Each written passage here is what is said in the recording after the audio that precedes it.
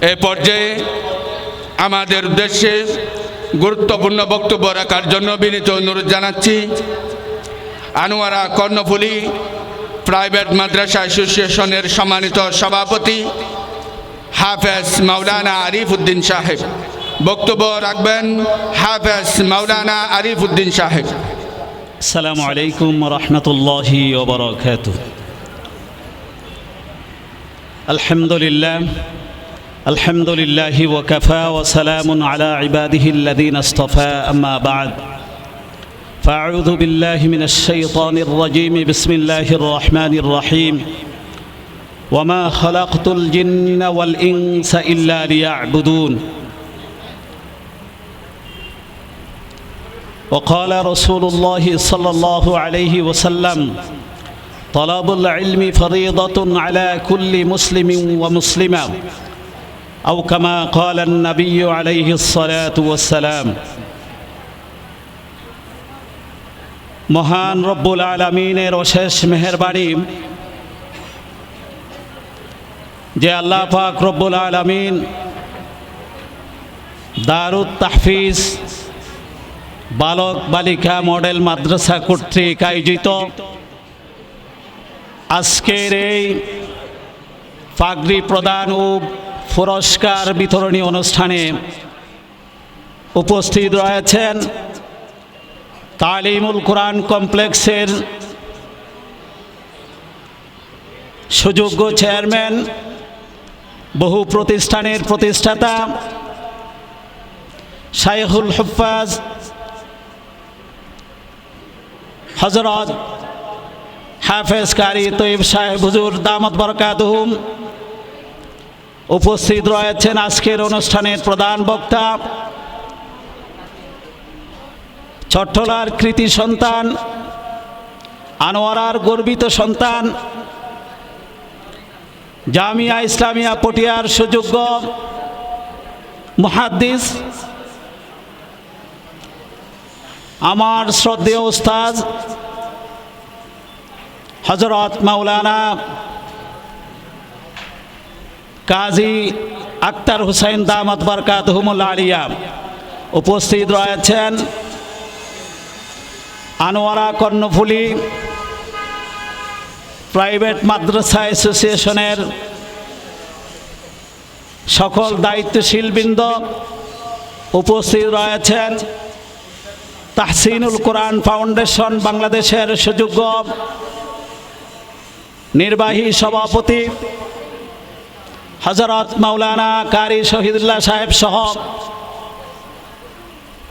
রয়েছেন অন্যান্য অতিথিবৃন্দ। উপস্থিত রয়েছেন অত্র প্রতিষ্ঠানের শিক্ষক শিক্ষিকা শিক্ষার্থী এবং অভিভাবক অভিভাবিকাবৃন্দ।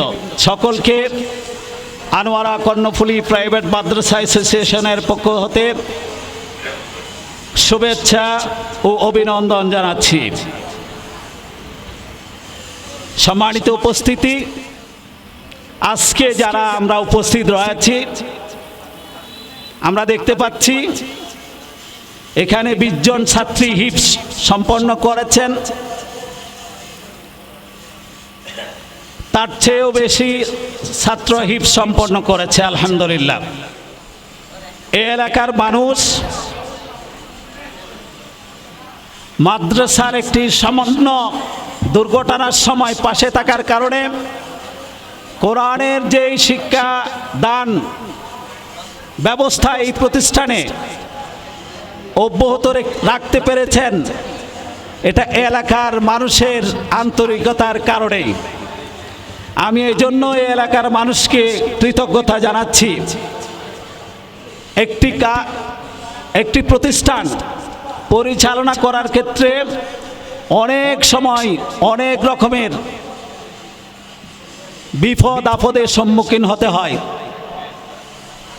একজন মানুষ তার জীবন পরিচালনা করার ক্ষেত্রে যেখানে অনেক রকমের পরিস্থিতির শিকার হতে হয়, সেখানে একটি প্রতিষ্ঠান পরিচালনা করার ক্ষেত্রে অনেক বিপদ আপদের সম্মুখীন হওয়াটা স্বাভাবিক।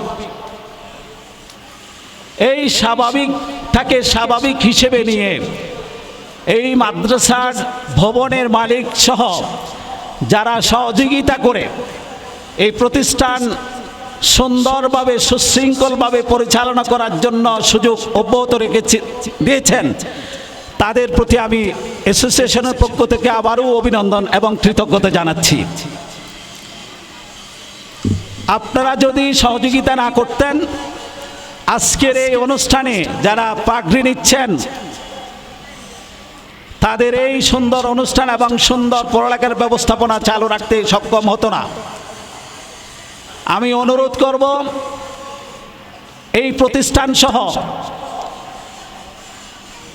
আনোয়ারা, কর্ণফুলী সহ সারা বাংলাদেশে যতগুলা ধর্মীয় প্রতিষ্ঠান আছে সব প্রতিষ্ঠানের বিপদে আপদে সুবিধা অসুবিধায় আপনারা সবাই পাশে থাকবেন, এই অনুরোধ আমার বাংলাদেশের সর্বস্তরের মুসলমান ভাইদের কাছে আমি রাখছি। শুধু এই জাতীয় প্রতিষ্ঠান নয়, বড় প্রতিষ্ঠান যেগুলো আছে, আন্তর্জাতিক প্রতিষ্ঠান, সেটা শিক্ষা প্রতিষ্ঠান হিসেবে, সেটা ভার্সিটি হোক, কলেজ হোক, স্কুল হোক, প্রাইমারি হোক, সবখানে অনাকাঙ্ক্ষিত দুর্ঘটনা অনেক সময় ঘটে যায়। তাই বলে সেই প্রতিষ্ঠান বন্ধ করে দিতে হবে বা দেওয়া হয়েছে এরকম কোনো নজির নেই।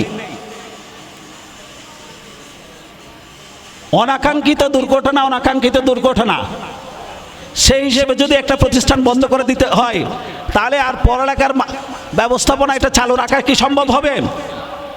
সম্ভব হবে না। দুর্ঘটনা ঘটবে না এমন গ্যারান্টি পৃথিবীতে কোনো মানুষের দেওয়ার সম্ভব নয়। দুর্ঘটনা মুক্ত জীবন দান করা এটা আল্লাহর একমাত্র রয়েছে।